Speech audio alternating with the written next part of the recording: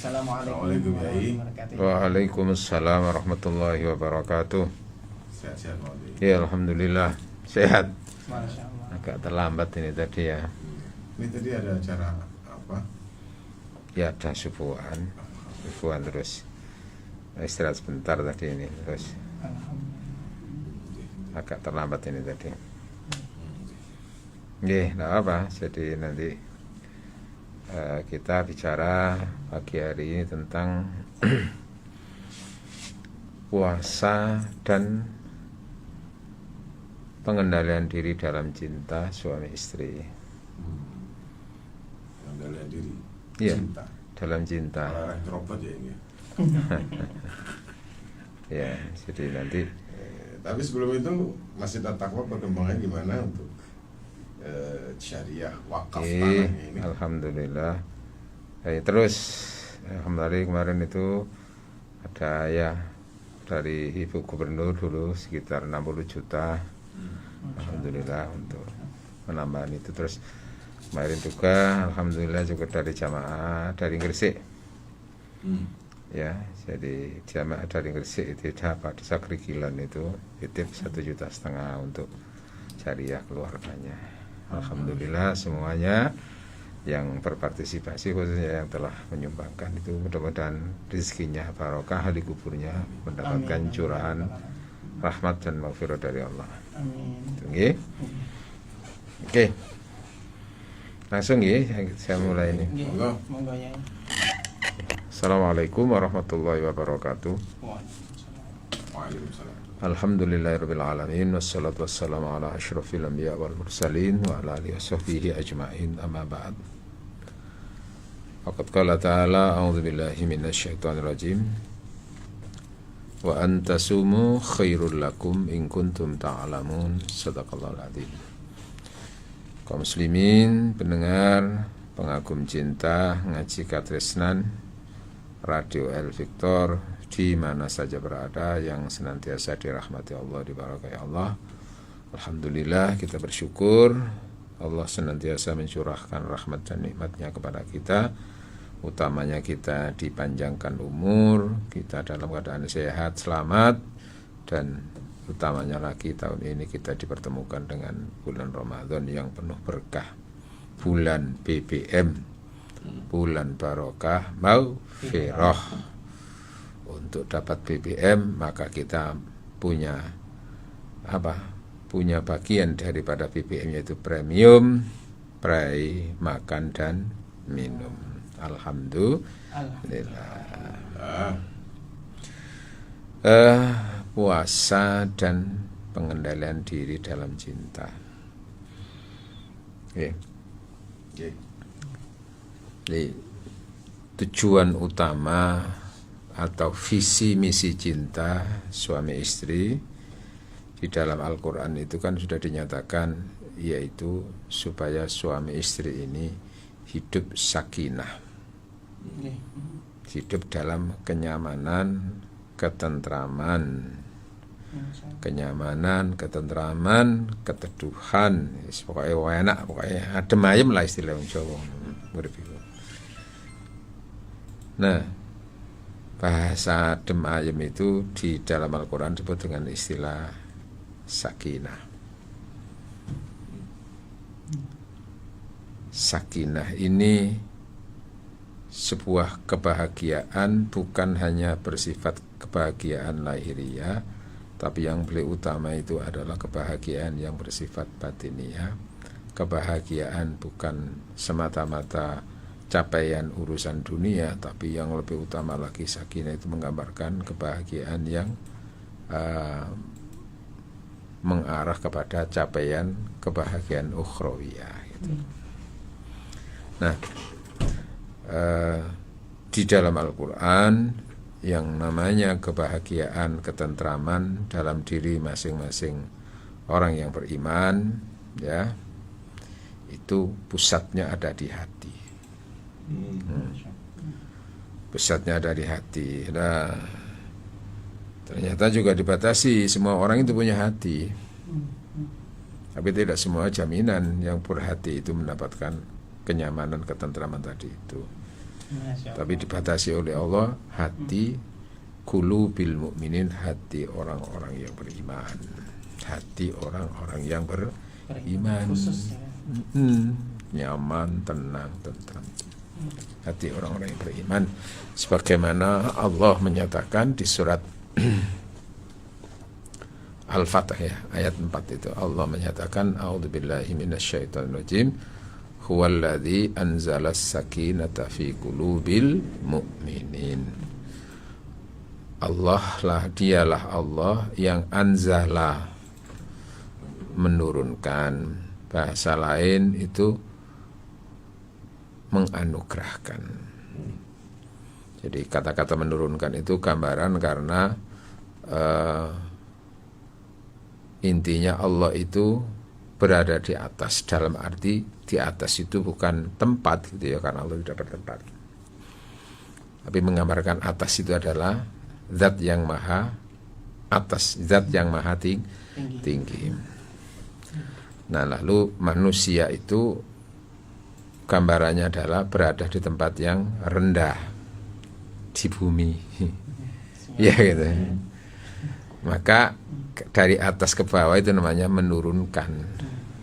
Nah, diturunkannya itu di mana? Ternyata bukan di fisik semata-mata itu, tapi ada di hati. Hatinya siapa? Hati orang yang beriman. Mengapa kok disebut dengan orang yang hati orang yang beriman, kok tidak hati manusia secara umum? Karena manusia semua punya hati, tapi tidak semua hati itu mendapatkan julukan hati yang beriman. Maka orang yang beriman itu loh yang mendapatkan ketentraman. Subhanallah. Nah, kenapa kok orang beriman itu yang dijamin? Karena orang beriman itu sudah dilatih oleh Allah bagaimana supaya hidup itu menjadi tenang dan tentram.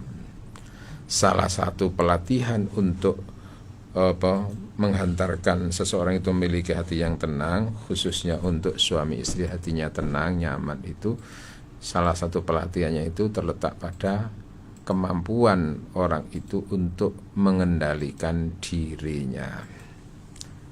Salah satunya. Iya, salah satu cara untuk memperoleh untuk tenang dalam menghadapi kehidupan itu adalah pelatihan hati yang mengendalikan dirinya.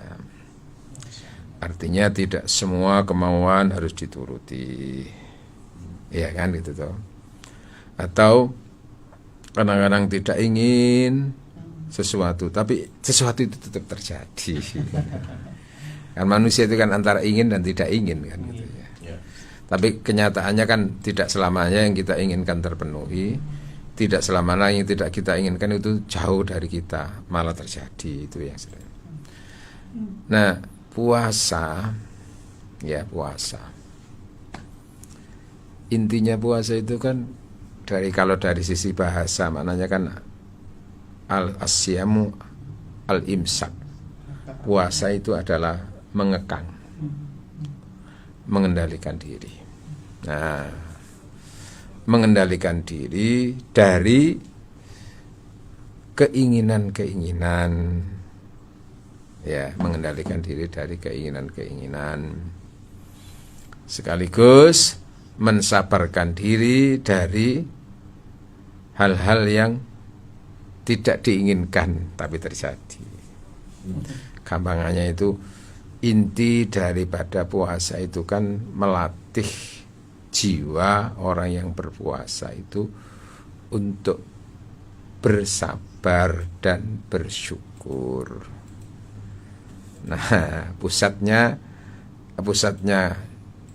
rasa syukur dan pusatnya sabar itu ada di hati. Hatinya siapa? Hatinya orang yang beriman dilatih untuk bersyukur dan bersabar.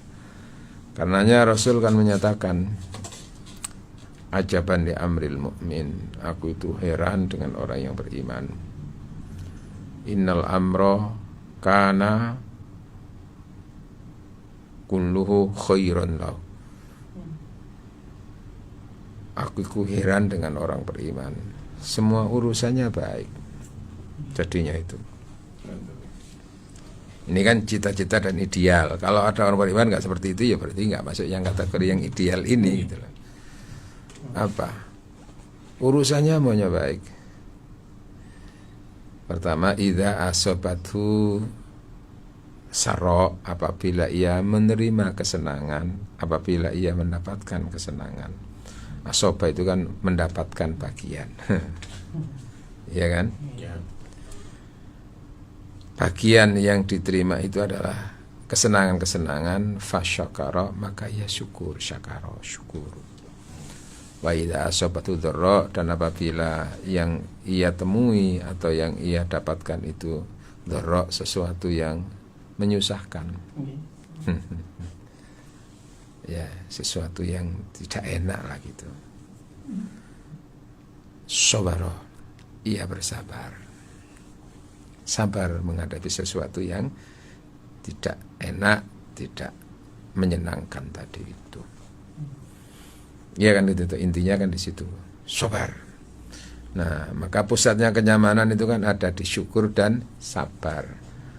Diberi apapun banyak, tapi kalau tidak disyukuri kau ono rasane. Masya Allah. Nggak bisa menikmati. Nah, intinya menikmatan itu kan, intinya kenikmatan apapun itu kan hubungannya dengan jiwa, penerimaan itu. Jiwa yang menyerah. Iya. Ya kalau dia dapat apapun banyak, tapi kalau dia nggak ada rasa syukurnya, loh, apa artinya? Apa itu? Pusatnya kenyamanan kenang ini kan di bersyukurnya itu. Kemudian ketika sesuatu yang diinginkan itu tidak ada, tidak terpenuhi, itu kan juga nanti hubungannya menyebabkan karena ingin tapi nggak terpenuhi, itu kan menjadi resah, kacau. Iya kan? Inginnya punya duit banyak, tapi kok akhirnya gak nyekel-nyekel duit. Ini ya kacau. Keinginan nggak terpenuhi kan? Nah itu namanya suasana yang tidak menyenangkan. Apa? Sabar. Sabar dan ikhtiar. Rasulullah Muhammad sallallahu alaihi wasallam bersabda, "As-siyamu nisfus sabri was-sabru nisful iman." Ya. Puasa itu separuh dari kesabaran. Intinya itu puasa itu adalah kesabaran, separuh dari kesabaran. Was-sabru, dan sabar itu sendiri adalah nisful iman, separuh daripada keimanan. Oh, iya kan? Bahwa intinya memang di dalam berpuasa itu melatih orang itu sabar. Sabar dalam hal menerima kenikmatan, itulah sebutannya syukur. Bab kalau menerima kenikmatan tidak syukur itu kan sering disalahgunakan, berarti tidak punya kemampuan untuk sabar menerima kenikmatan. Bahasa lain ya syukur itu. Nah syukur itu kan mempergunakan segala sesuatu karunia sesuai dengan tujuan Allah memberinya. Gitu. Itu kan namanya memanage, mengendalikan tadi itu.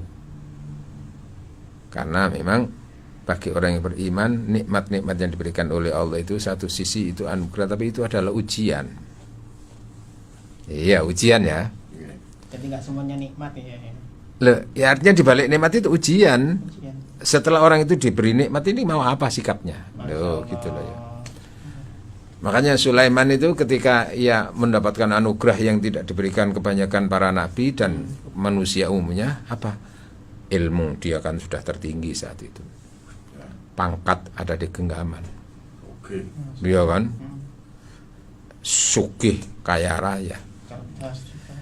Tapi semuanya itu lalu disikapi oleh Sulaiman bagaimana hadza min fadli rabbi, semua ini karunia Allah, liyabluwani, untuk menguji aku. Loh, ashkuru, apakah aku bersabar, dalam arti apakah aku bersyukur dengan ini.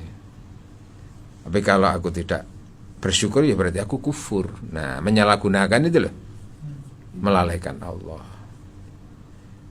Maka ya tidak menjadi sebuah ketentraman, tidak menjadi sebuah kebaikan nanti itu. Makanya orang kalau tidak kuat menerima nikmat itu akan menjadi dia laknat gitu loh. Bahasanya nggak kuat derajat ya. Iya, gak kuat derajat itu. Gak kuat nyonggo derajat. Kuat nyonggo. Itu. Nah, sabar dalam arti berikutnya ya tadi itu apa? Menerima kekurangan-kekurangan. Ingin sesuatu tapi enggak penuh, enggak dipenuhi, enggak terpenuhi. Yaitu ya sabar. Nah, puasa itu melatih itu. Coba gini.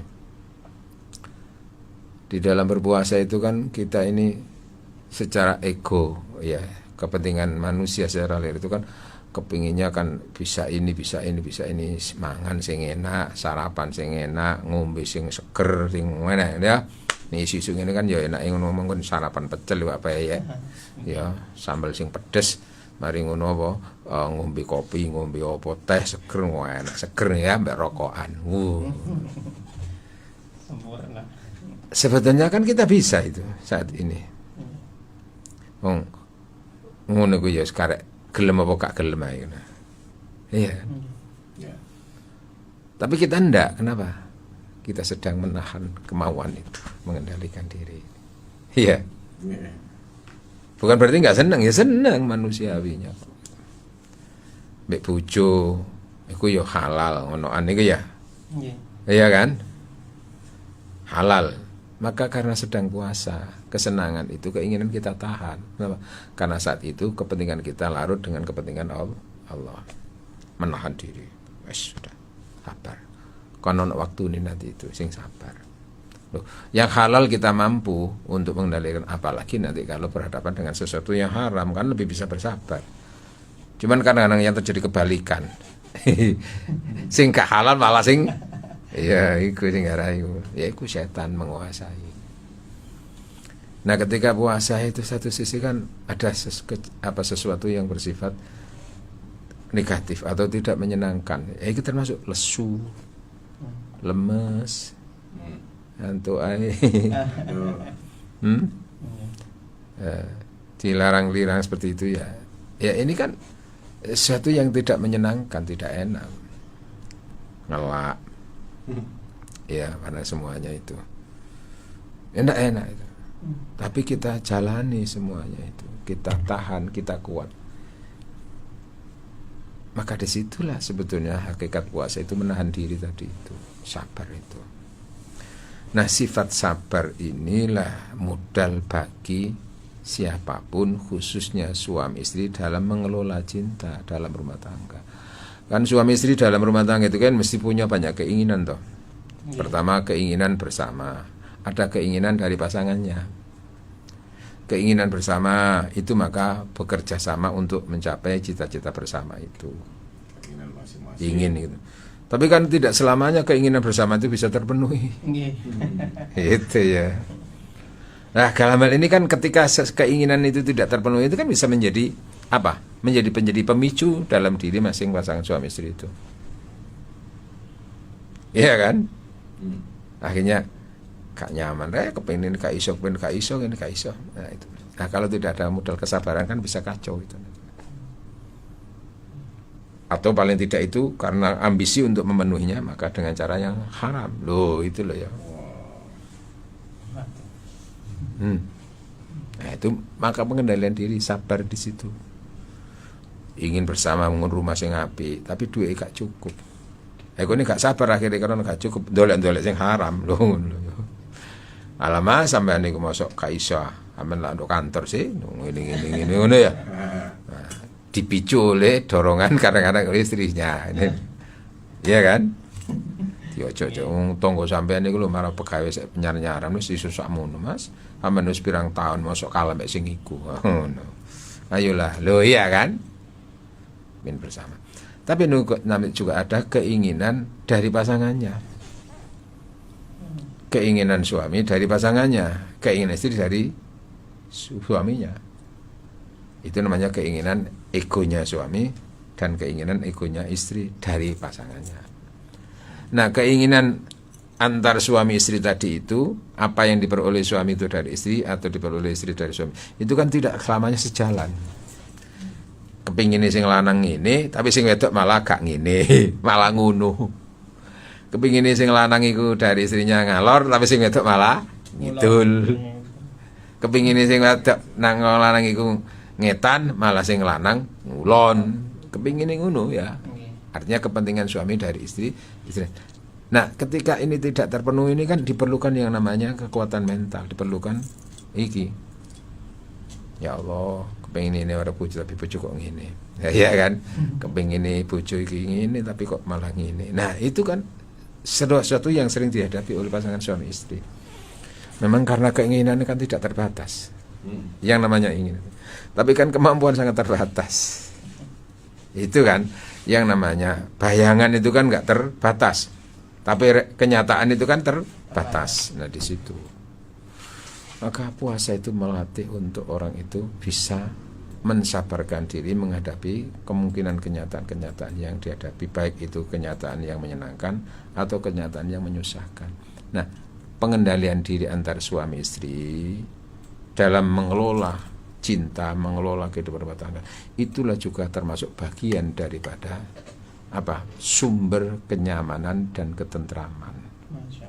Nah, karena mengelola diri untuk mengendalikan diri itu adalah bagian daripada ajaran agama, ajaran Allah, maka akhirnya di situ adanya ketenangan, ketentraman itu muncul atau datangnya dikaruniakan oleh Allah. Jadi kebahagiaan, kenyamanan rumah tangga itu kan tidak otomatis begitu saja, tapi melalui sebuah ikhtiar antar suami istri itu. Ikhtiar utama itu adalah ikhtiar melalui pengelolaan hati menghadapi kenyataan-kenyataan dalam hidup itu. Syukur dan sabar itulah maka menjadi sumber dan motivasi untuk mendapatkan ketenangan dengan bertumpuh kepada Allah Subhanahu wa taala, sehingga Allah menganugerahkan itu kenapa? Karena manusia juga mau berupaya untuk ke sana. Makanya iman itu loh menjadi pusat daripada munculnya ketenangan dan ketentraman. Karena itu ketika ditanya siapakah orang yang paling kuat itu, nah Rasul kan menyatakan siapa orang yang kuat itu, siapa orang yang perkasa itu.